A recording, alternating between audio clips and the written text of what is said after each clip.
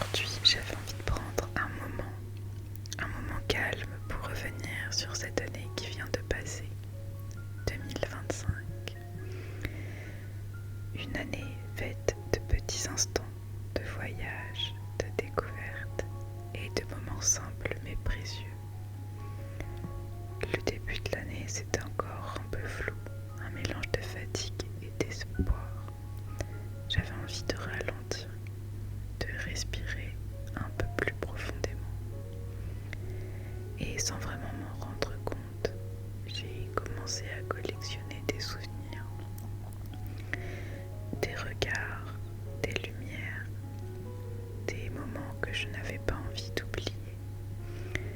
J'avais besoin de réfléchir, alors je suis partie seule en Corée du Sud sur un coup de tête. Voyager pour moi, ce n'est pas seulement changer de lieu, c'est changer de rythme, de respiration, parfois même de regard sur soi. Il y a eu ces paysages que je n'avais vus qu'en photo avant.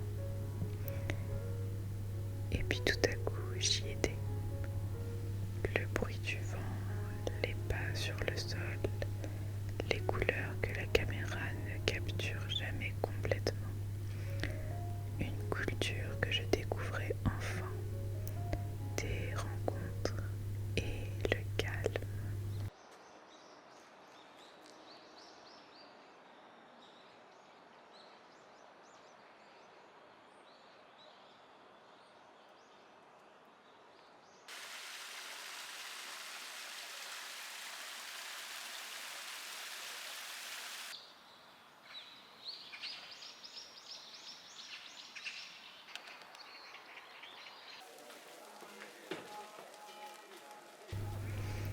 Ce voyage m'a appris à être plus présente, à savourer l'instant, même quand il est imparfait.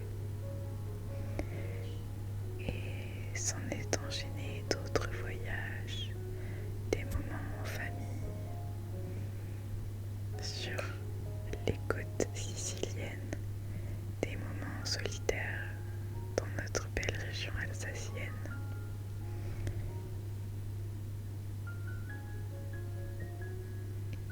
Et d'autres moments dans des contrées écossaises. Cette année, c'était aussi les petits plaisirs.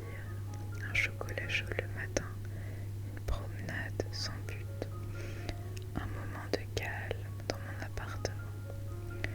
Ce sont souvent ces instants-là qui restent le plus longtemps dans le cœur. Ceux qui ne font pas de bruit, mais qui font du bien. Cette année, il y a aussi eu Hippo ASMR. Chaque vidéo, chaque moment passé ici avec toi m'a apporté énormément. Créer ces espaces de douceur, de calme, c'est devenu quelque chose de très important pour moi. Alors merci, vraiment, merci à vous d'être là, d'être présent.